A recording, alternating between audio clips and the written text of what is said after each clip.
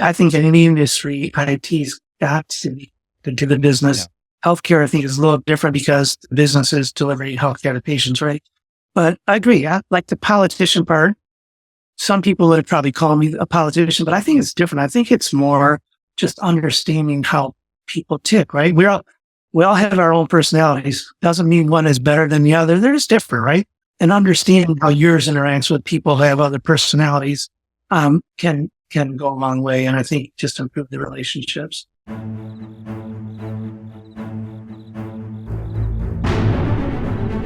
Welcome to the Risk Never Sleeps podcast, in which we learn about the people that are on the front lines delivering and protecting patient care. I'm Ed Gaudet, the host of our program.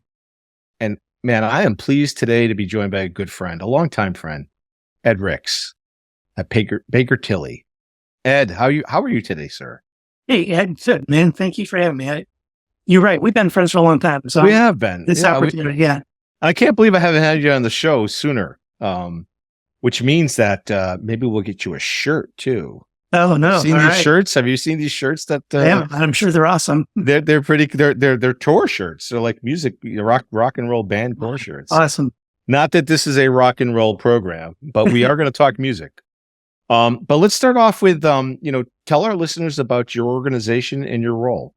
Yeah, sure. Thank you. So, Ed Ricks, I'm managing director at Baker Tilly on our healthcare IT consulting practice, and you know my background, Ed, but I spent over 20 years as a VP and CIO in provider land, so in health systems, primarily on the East Coast, and about 3.5 years as a CEO at the last system I was at. So coming over to this side is different for me. I thought about it for years, working on the vendor side and over here on the provider side, and I've been really happy. It's kind of a neat spot for me. So I'm not really a seller, but I can put on my entrepreneur hat in this role, which is good. I am, I guess, considered a subject matter expert to help support all of our sales team. And I guess, as you know, part of it coming over from the provider side is take advantage of all your friendships you've made over the years and start talking to all those folks about some ways that we can help improve the way they deliver care. So it's great. We healthcare IT, but Baker Tilly itself is a very large CPA advisory firm and just about $2 billion in revenue a year. So a large organization and growing. And, we do everything from accounting to audit to risk assurance, all those things across all industries. And then in healthcare specifically, all those things and healthcare IT consulting. Yeah. And you have a long background, set of experiences. I way of calling you old, but you got it right, man. Yeah, I don't want to call you old. That span many decades in healthcare. Yeah. And we met when you were a CIO at a provider in South Carolina. Was it Beaumont? Is that Beaufort? Beaufort. In Beaumont or no? No, not in Beaumont. That's Detroit. In Beaufort. Yeah. I get confused, man. It's been a long day. It's been a long week. Are we Thursday already? It's like I felt like I was at Tuesday for like 4 days, and now it's Thursday. At Beaufort, and which is a beautiful part of the world. I still live here. I mean, this is I live anywhere in a lot of these roles, and we just like it in this area so much. We stay. The last time I saw you was, I think, in Beaufort, or maybe I was at a conference, but I did see you at Beaufort. I know that. I remember that. Yeah. I think I was still smoking cigars and drinking back then too. When got some late lunch or something. Yeah, it was great. Yeah, it was a good time. And of course, we're going to get into music because we do share a passion there. But how did you first get into healthcare IT? I don't know. It's one of those weird progressions that I would have never expected, right? So I thought in high school I was going to be an electrical engineer and went to a small college, focused on electrical engineering, and somehow through that time period shifted into computer science. And so I did graduate computer science and physics degrees, which didn't do me a ton of good other than I worked for a small software company that wrote software, which just happened to be healthcare software. And so probably 7 years into that, I was sort of leading our R&D for that organization. One of our hospital customers hired me to be their CIO at the time. And that was it. That was like a 60-bed hospital, but it was a great learning experience, and the light bulb moment was long before they hired me, when I was working for that organization, trying to help support one of our customers and tell them, well, here's how the system works. They said, well, here's how the hospital works. She said, oh, we're delivering the service to you. We got to think about this completely differently, which was a great thing for me.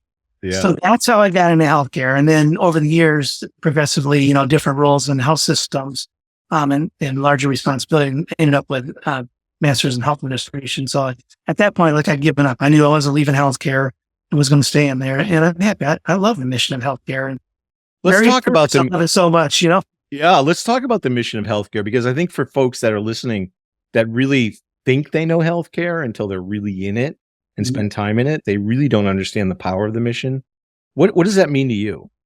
Healthcare is very unique. The business of healthcare is the craziest financial model in the world. But to me, the mission of healthcare, not for profit and for profit, doesn't matter. If you read the mission statements, they may say something for profits about, protecting the shareholders but everyone's there to deliver better healthcare for the communities that they serve. That's just really what you're trying to do and make a difference.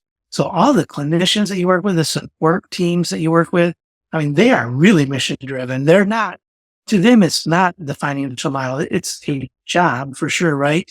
But they're in there because they're like taking care of people. And there's something really good about that. You definitely miss that when you leave the provider side.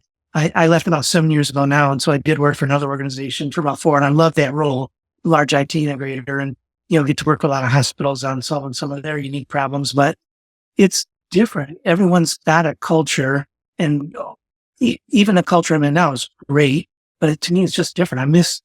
There are a few things I miss about being a CIO. There are a few things I do not miss. We'll probably talk about some of them because they involve risk for sure. But yeah, I love the mission of healthcare. I really do. Yeah. That's well said. As you look out over the next 12, 24 months, what are some of the things you were, thinking about strategically, and what are some of the challenges you're faced with? The biggest challenge for any vendor in healthcare IT space is the same one, you're smiling, because, there's just not enough money to go around anymore. And that's not going to change. Everyone's tasked to be more efficient.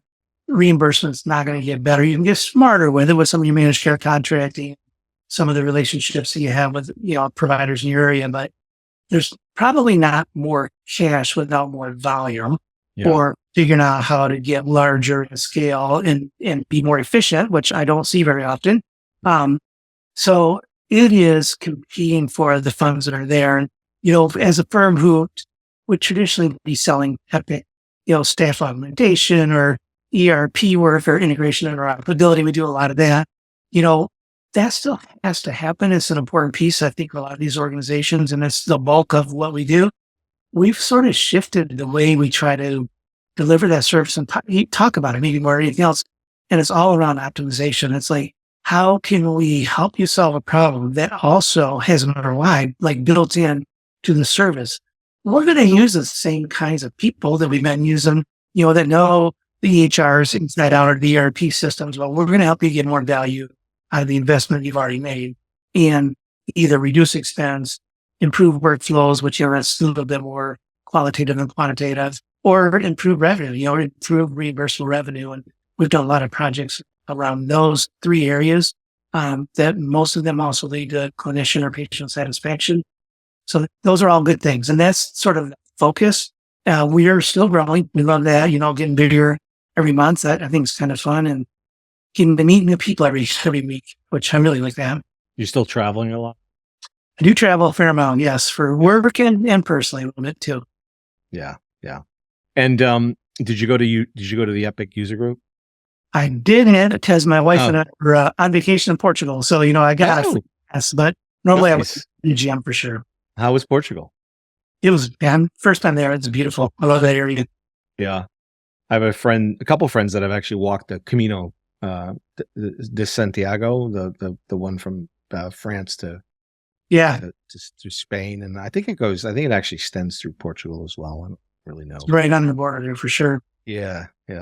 What was your takeaway from the trip? What was the thing you loved the most?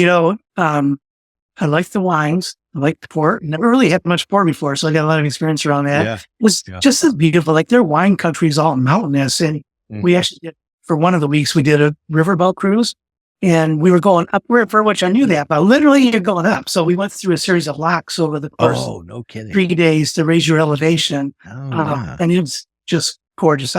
Some of those people, like the workers, I don't know how they do it. The slopes are so steep. They tie it off to go like pick the grapes or work on the vines and everything. Wow. But the scenery is beautiful from it. Did you go Viking? Did you use the Viking river? It wasn't, but it was very similar. Yeah, I'm a lot of reason. I want to do one of those. So it was nice. Yeah. So as you're looking out, obviously you see a lot from the breadth of customers that you have in healthcare. What are some of the innovations that you're just blown away with recently that you've seen, like, that people aren't just talking about, but actually implementing? I hate buzzwords. And I've never been a fan, but even back when I was the purchaser of all these services, like, stop, just like, let's be pragmatic. What problem are you going to solve? And how you do it? So I don't always like to talk about AI and generative and blah, blah, blah, but that stuff is real. I mean, and you know that today, that is it does introduce other risks, right? And I think the governance around that is where people are coming in, but I love some of the solutions. Some of them, they improve the workflow, but you just like the virtual nursing, virtual sitting, the real win of that is a camera and a microphone in every room. But if you let the AI and algorithms help you also catch things in advance, and the computer vision part, I think is awesome. I'm a big fan of that because I think it's efficiency and it helps with the nursing shortage and some of the other things. Well, in documentation and notes and summary notes. For sure. All of that. What about on the Epic side? They're doing a lot with AI, obviously, at the product level. Have you seen anything that's like, you've got to see this? You definitely have to get your arms around this. For me today, it's the pragmatic stuff, just what you said. So helping you do the notes, up front and capture that. They also have built in the capabilities to do the computer vision, or at least the cameras and the lights in the rooms that improve some workflows around that. But that front end, let that clinician take care of the patient. Talked about that for years. Like I knew you from the past. One of the best things I ever did was purchase from your company. And when you have a doctor say, finally, you're doing something for me instead of to me, which I know that phrase has been used a few times, but it's powerful when you hear that, and say, we're here for you because you're here for the patient. So we've got to figure out how to get the technology out of the way. Yeah. And you're referring to the Imprivata tap and go, I think, right there. Yeah, no, it's amazing. I still go into hospitals or clinics and I see it, and I always reference it. Hey, I worked on that product. And very cool. So as you think about AI governance, you brought that up, what are you seeing from a macro trend, and really specifically, what can you share with listeners that may be just thinking about building out AI governance in their organization? Well, first think about it and do it, because it's still probably fewer than 50% of people have built like an institution-wide governance model around AI. It's not an IT problem. Again, it's an organizational risk management problem. It really is. And if you're working on these applications that help aid clinical decision-making, or literally make it, for you, that means a lot to a lot of different people, right? If it's like you're using some of the AI tools to improve your processes of registering a patient or billing and claims processing, it's a little bit different potential impact. I think it's awesome. I mean, I love creating the efficiencies, but when you're in the clinical space, particularly, around clinical decision-making, that's where it gets different. And so we were seeing places where pockets of departments were getting things in that the doctors wanted or something. The way we're thinking about it organizationally. And so it's not that it's a brand new concept and governance. It's probably been, 14 or 18 months that people have talked about having something where AI has been real enough, that it made sense organizationally. But I would say 50% of the people I talk with still haven't built out a governance model around that. So talk about it, just the more you understand what your risks are, I think the better that you can stand up to them and know what you're worth with. And is that a service Baker Tilly offers to folks where you sit down with organizations? We do. I mean, I'm not even here talking about stuff that we sell necessarily, but we do. We do a lot of governance, and we've got the capabilities around that people. I just think it's important from an organizational perspective to have something in place so that that you can say no for the right reasons, or you've got a pathway to do the right thing. Yeah. I want to ask this question. It's been on my list. I haven't really asked it to anyone yet, but I know your background. I know your background. I know your background. I know you're really good at this. What advice do you have for IT and security leaders that are trying to build relationships with clinical leaders? I mean, I used to have to say this all the time, right? Like, we weren't running an IT organization. We were running a healthcare organization. So no matter how big you are, how big your IT is and how awesome, and some of them are, you are 100% there to serve the providers in the organization because you're serving the patients through that. And now so many of the IT applications, of course, touch the patients directly. But it's a service. I mean, that's what you're there for. And so it's, I hate no people. Never like that. I don't like them in CFOs. I don't like them in IT leaders. I don't like them anywhere. Like, there's a way to do the right thing always. Always. Yeah. Yeah. You have to talk through it. You've got to work through it. Of course. You've got to come with facts, not feelings. You got to have a business case, right? Yeah. So, no, that's really great advice. I love that. I knew you'd be able to help folks. I don't know. Yeah. It's a good answer. Yeah. No, I always find that organizations I'll go into, IT is still treated like a stepchild to some extent, right? No like a cost center. Yeah, no offense to anyone that has stepchildren, right? But like, they're not treated at the table with the clinical staff, and nor do they do themselves any favor. And so I'm wondering, have you seen that where an organization's IT leader did these things and it broke through and it helped create the relationship? Is there anything that can help trigger that in a positive way? Yeah, for sure. I mean, I've tried to help, I guess, mentor, coach, or some, a few different IT leaders where that's exactly right. Like, always the first indicator, and not that this should have to be a bad thing, but if IT reports up to the CFO and not through the CEO or the COO, or even the medical officer or something, you see some of those relationships. Now, then you're looked at as a cost center as opposed to a strategic part of running the organization. I was super lucky. I would say 3 out of the 4 places that I was a CIO at thought just the opposite, right? Like, IT is going to be a differentiator for us, not that we're running an IT organization. We just want to utilize capabilities to deliver better healthcare. And so at Buford, great leadership there, great team. The entire leadership team was awesome to work with, and everybody bought into that. So if I could give advice to anybody, this sort of stuck in that rut of, we're the keep the lights on kind of people and technical, wonks or whatever, for lack of a better way to explain it, is like, you can change it, right? Go start talking to the doctors and nurses around every day. Talk to patients. Like, yes, you would go into patient rooms, talk to patients about what was going on. And you learn so much from doing that. It's not always comfortable, but you can learn a lot.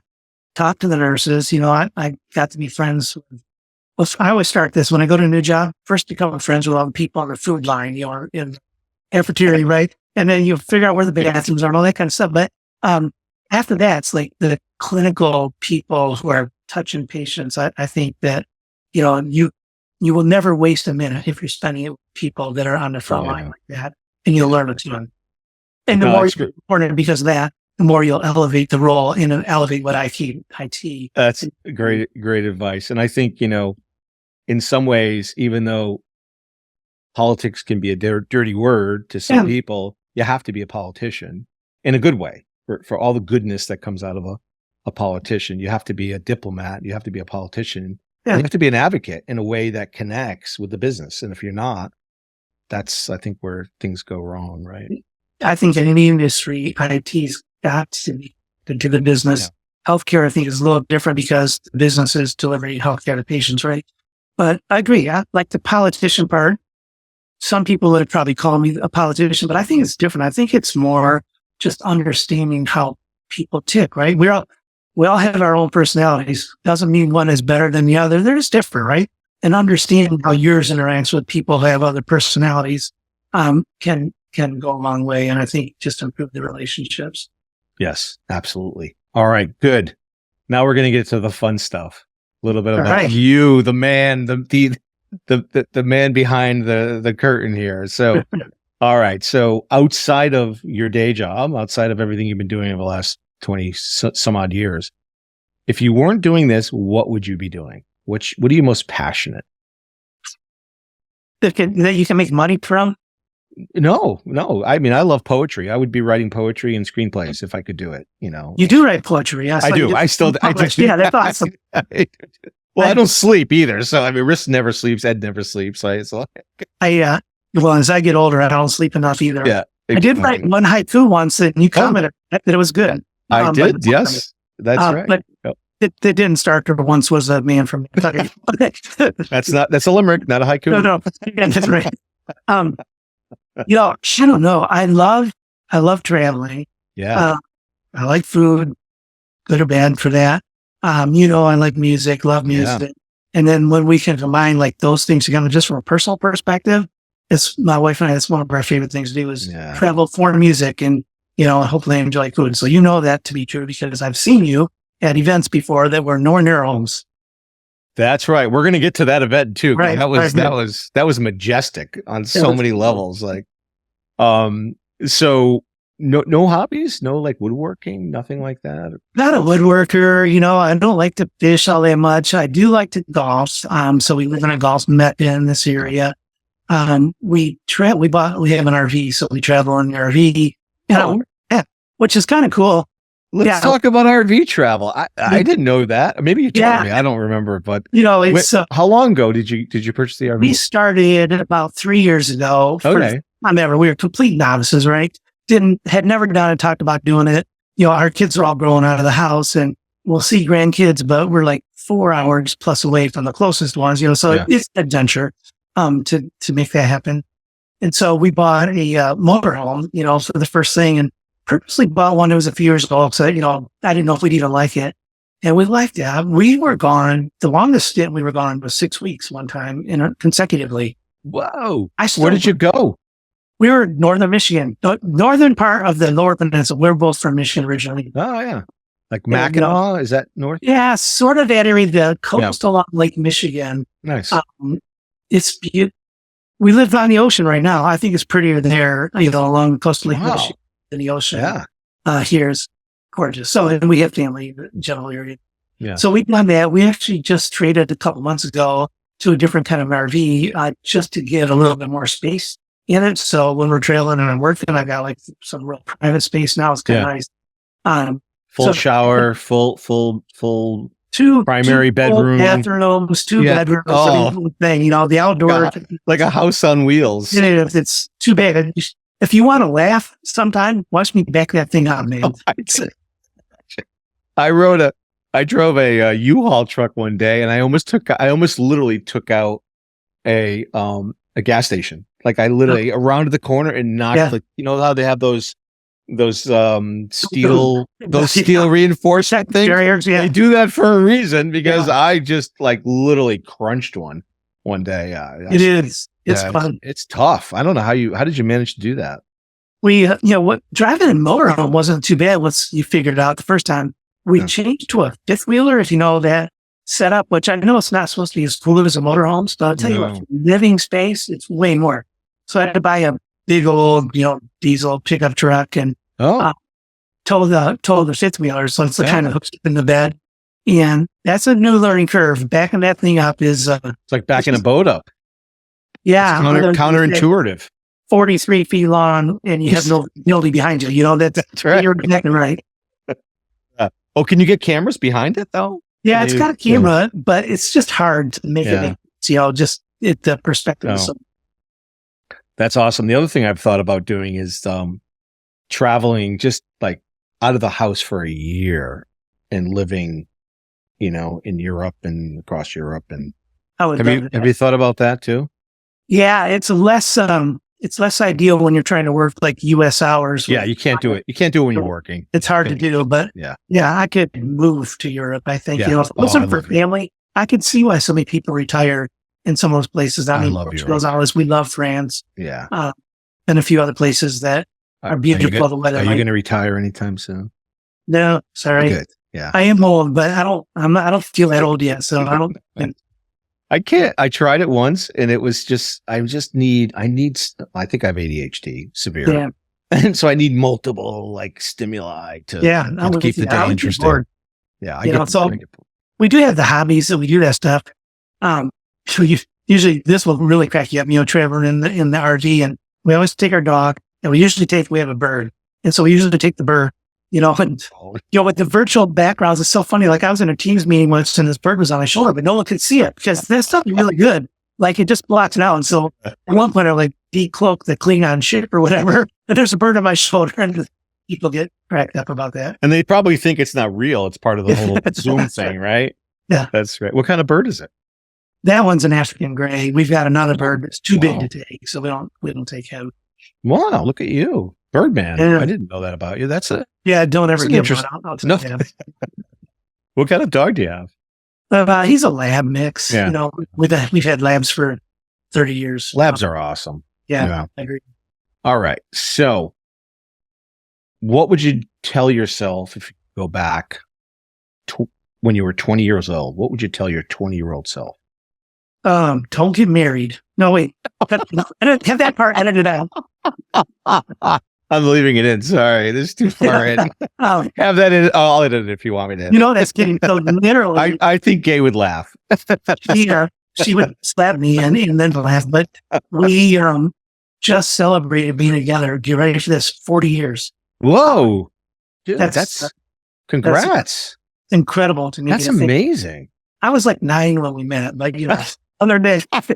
But, here's she was 3? That's right. The thing that everyone's dad tells them or you read about, like save some money early when you can. I didn't, because it was just the circumstances. Gay had a couple of young daughters that are my daughters now. And, and it's just different. We were both young. And, if you can, and, I've sort of convinced my kids to try to figure that out. That's one thing. So that's a very personal thing, but you're going to probably have to work, right? Nothing wrong with that. Find work that gives you energy. Don't find work that takes energy away from you. That's right. If you ever end up where it's drawing energy away from you, it's time for a change. That's right. I think Charles Bukowski, a poet, said, find what you love and let it kill you.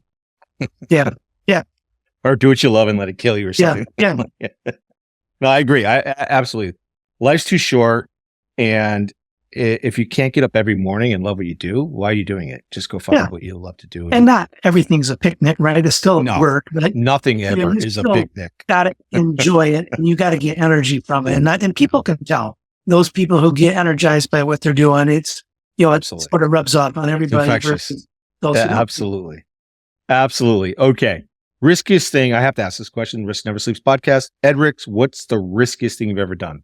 And it can't be back a trailer up either. I'm not going to take that. Oh, you should see me do it, but like professionally, I'm gonna land right in your sweet spot, right? Here's the one thing I do not miss about being a CIO: that 24/7 fear that something bad is happening from an information security perspective, and that has so much risk. I don't miss that a bit. I feel for my colleagues. We're in the role, we try to help. We also have some services around IT security, but it's more around, on assurance and assessment, things like that. We're not a technology company necessarily, but that's risky. I think, taking on leadership roles that expanded what I did. I think when I left, I get smaller scale than, a lot of the giant health systems, but still a big operation. I think when I left, Buford, I had 44 departments that rolled up to me. So it was like all the ancillary departments that were clinical and business, all the service departments. So everything from security and food and nutrition to laboratory and imaging services and even some nursing areas, which is kind of weird. But what a great opportunity to learn. It was so good for me to learn. I didn't really do anything. I think you knew that part, but so we had good leaders in all those areas. But to learn, I don't believe that. I've seen you at work, my friend. I don't believe that. And by the way, to listeners, don't think you're going to get 44 times the pay either when you take on that. I don't know. It doesn't scale like that. It doesn't. No, that's good. How about personally? Skydiving, hang gliding, shark hunting? I have not done. Well, I've done the hot air balloon. I've done France in gliders. We actually Jay and I picked up from our wedding reception in a hot air balloon and taken away. Oh, yeah, which is kind of cool. That's very cool. Yeah, that was interesting. That's not super risky. unless hot air balloons are very risky. maybe don't smoke. There's a few rules, right? But it's funny. Like I love roller coasters and that kind of stuff, but I've got this weird fear of heights. I think a lot of people probably do. Weird fear of falling or hitting the ground. It's probably it. But I'll do anything. Even in Portugal, we were in Lisbon. Where were we in? Porto. And this really, really high bridge that was both a bus or a train track and, walking. It's like, wow, this is pretty cool, but the ledge is only about this high, and so you're walking over that. Maybe here's probably the riskiest. I don't know if it is or not. Probably 10 years or so ago, one of my other hobbies that I didn't mention is I like to ride motorcycles. I had a group of friends we always go on trips with, but I got to go to Vegas to, I think I was speaking at an HSMA conference, believe it or not. So it was an IT work. And, but I went a few days early and rented a bike there and rode to the Grand Canyon. I just always, for some reason, I wanted to do that. I was like this solo mission and did that. And it was all great until you get to the bridge going over the Hoover Dam. And I don't know what it is. Feels like it's 30,000 feet high. It's probably a little less than that, but holy, you're up there. And right away, all right, don't fall down here. But it was awesome. It was a great trip. Yeah, that's cool. And those are risky, by the way. I think you checked off all the risky. Yeah. I think you might be the riskiest guest. No, I'm just kidding. But let's go into music. Let's start off with, you're on a desert island. You can bring 5 records with you. What would they be? Ooh. All right. This will tell you my age a little bit. I'm glad you didn't ask me what a record was either. Yeah, I know. I don't know what a download is, but I know what a record is. Just of the things that I really like. You're on an island so remember, 5 of them. That's it. No greatest hits either. I'm assuming you got some sort of a vinyl player. You all vinyl. All vinyl. Oh yeah, all vinyl. Right. One of my favorites all the time. Wish You Were Here. Pink Floyd. Just nice. Yeah. I'm a really bad hobby guitar player, but I'm a David Gilmour fan and love the music. Love his style. I think so many people also Led Zeppelin, all that music. This one might crack you up a little bit, but this is my sweet spot for age. Ontario Speedwagon. I'm a big fan. We just grew up. Tuna Fish. You can tune a piano, but you can't tune it. Great album. Great. And a lot of amazing breakup songs. Yeah. That I've had from personal experience.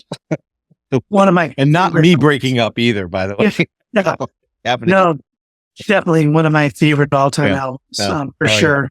Time for Me to Fly. Great song. Yep. That's on that album. Roll with the Changes. Roll with the Changes. Oh my God. So also a great guitarist who's passed away, but the guy playing with him now is great, but Gary Richrath was the original.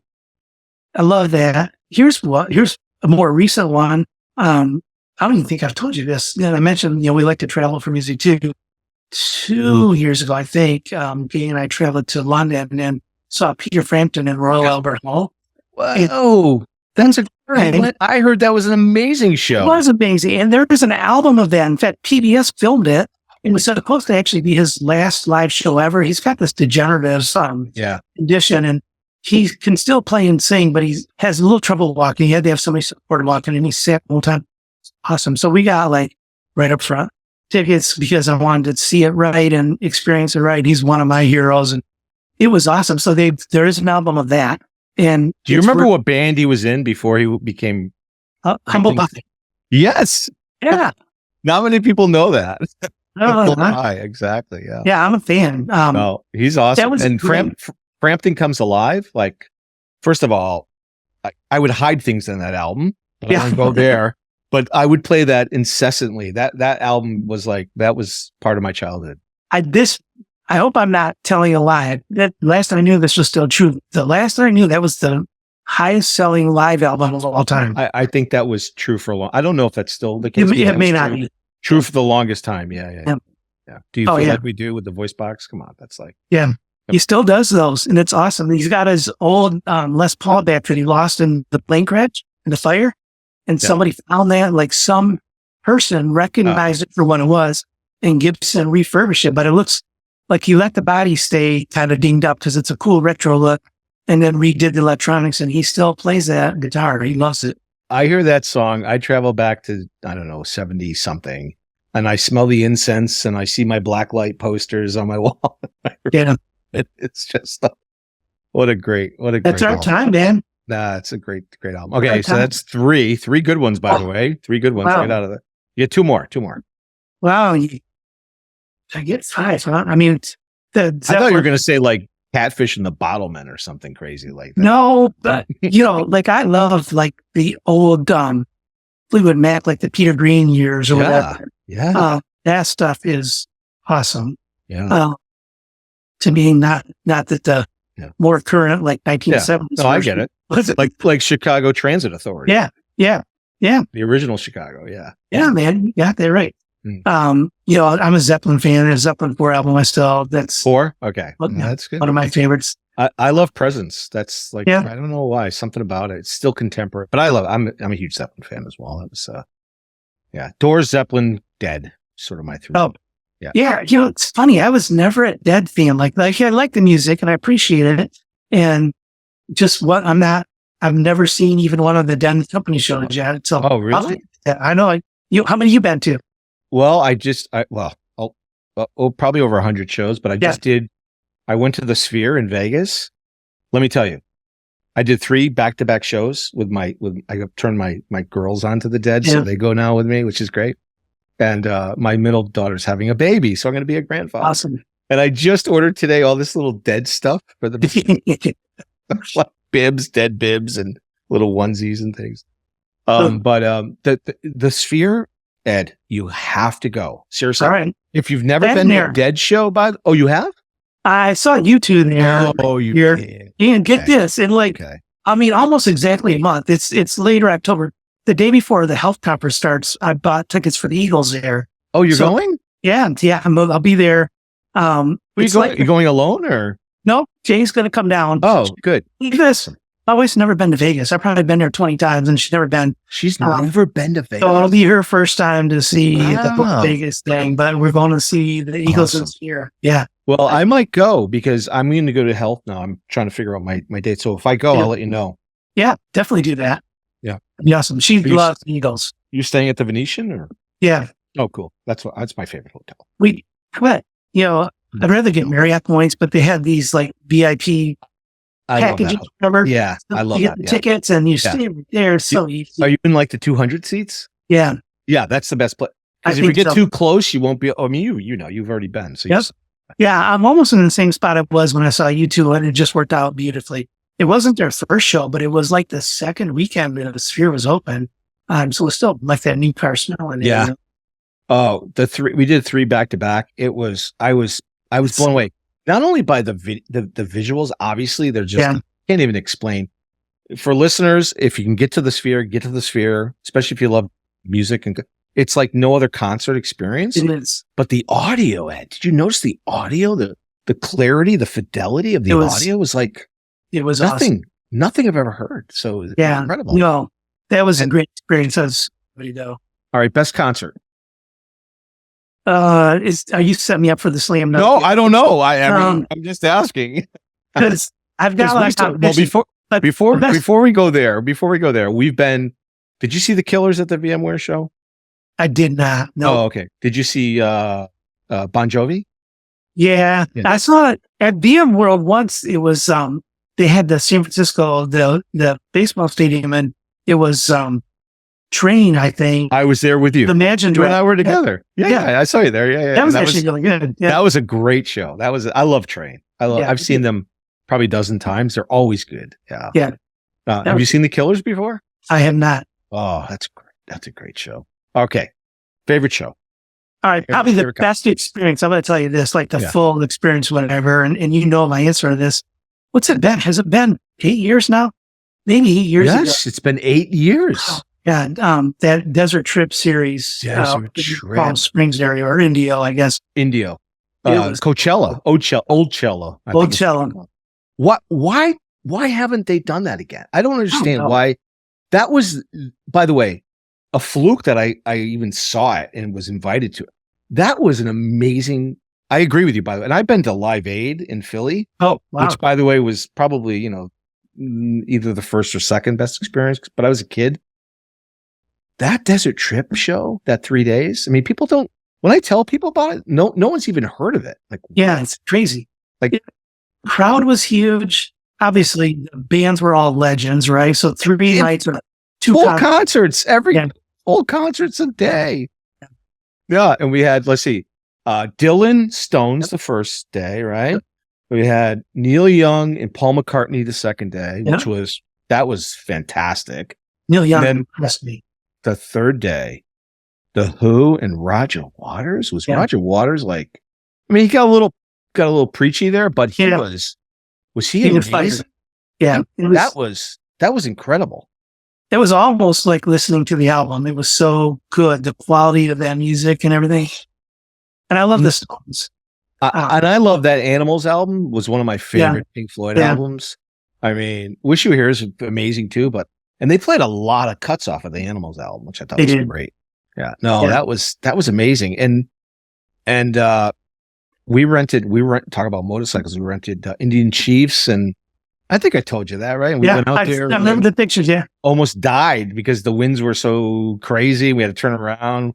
We were trying to go to the Joshua Tree Motel, where Graham Parsons died, to pay homage, but we clearly didn't make it. So and I'm glad, because we probably wouldn't have made it back for the show in retrospect. But that weekend was really good. The weather was awesome. It's a great place for a crowd like that. And, I'm too old to be in the lawn back there. There were a ton of people. I mean, it went back I know a mile at least of people, but having seats up where you could see what was going on was pretty nice too. And that was a great experience. Wasn't it amazing? And it's like, you tell people and they're like, yeah, never heard of that. Then you tell them the bands and they're like, what? The one that I just was the least interested in out of it, not that I wasn't interested in it, but it was Neil Young. He impressed me the most. Oh, his show was phenomenal. He's one of my favorites. It was. I mean, all those bands were like my favorites. So it was. I thought the stuff, and I actually I was with my buddy. Remember Vinny that you met? Yeah, sure. We ranked them, and because I've seen the Stones probably 25, 30 times. I thought they mailed it in. I was not impressed. I thought actually Roger Waters, The Who, Neil Young, like those were amazing shows. I don't know. Yeah. Kay said something about, Paul McCartney was singing and said, it sounds like he's losing his voice a lot. I said, listen, he's still on Beatle and he's right there. I mean, he's right in front of us. Yeah. He's right there and he's playing amazingly. Yeah. Yeah. And then he had Rihanna that was pretty cool. on stage. And I actually was asked to leave the pool that she was swimming in because her entourage came, and they we were staying at the same hotel. We were staying awesome. Yeah. And so we had to move out of the pool and go into the they were but she was great. I thought she was fine. We did. I've seen the Stones a handful of times, not 25, but we just saw them. You've probably seen them on this tour too, but it was maybe 2 or 3 months ago up in Chicago at Soldier Field. You went to that? Yeah, that was a great one. No, I haven't seen them. The last show was probably 2-3 years. I don't think I've seen them without Charlie. They pay homage to him for sure. Yeah, through the show, a little bit, and at the end they were all wearing T-shirts that had his picture on and stuff. That's kind of cool. That's so cool. Yeah, and it's amazing. I mean, I watched the live show, the Gurr live show from the and I mean that was a few years ago, obviously, but still, just to watch Mick Jagger like do what he does at his age. He still dances. I mean, he does a really good. All of those guys, 80 years old, and they're standing there for 3 hours. I mean, that's pretty impressive in and of itself. So yeah, there's this meme. I don't know if you've seen it. I love it, but it always comes up, on Facebook, whatever. At some. Oh, my light just went out. At some point, we have to ask ourselves what kind of world we're going to leave Keith Richards. Yeah, it's because he's not going to outlive us all, right? Yeah, no kidding. Actually, I think they were better this year than that year for sure. Just the quality and their performance, I thought was spot on. I was very impressed. We've gone long, Ed. I just want you to know this is probably the longest recording. Oh, sorry. I know. No. It's all good. I could talk to you for hours, but I want to be respectful of your time. Any last comments or guidance or advice to individuals coming out of school, looking to break into healthcare or cyber or IT? I still think they're all great, obviously great careers. I'm a healthcare fan. I just can't imagine having worked in any industry, and I'm not a clinician, as you know, but it's interesting that so many like CIOs now are clinicians. It makes it tougher for just dumb old people like me if you want that job again. But I love that. I think the IT, the world is an IT world now, right? Like you learn how to take care of people. Your technical skills will get better all the time, right? If you're taking care of people, you're going to go far. And your world is the risk and managing risk and knowing risk and understanding it. A lot of people think that information security is a technical problem. It's not. It's a risk management problem. And, if you put the focus on that, you're going to be far further ahead than just buying another widget. Excellent. Yeah, no, excellent advice. And remember that empathy. Remember to keep that empathy front and center, because we serve, right? And serve alongside, don't serve, in spite of, right? Always remember what you do and why you're doing it, and the mission of healthcare, which is where we started and where we'll end. Thank you, Ed, for your time today. It's been great to host you on the program. This is Ed Gaudet from the Risk Never Sleeps podcast. And if you're on the front lines protecting patient safety and delivering patient care, remember to stay vigilant, because risk never sleeps.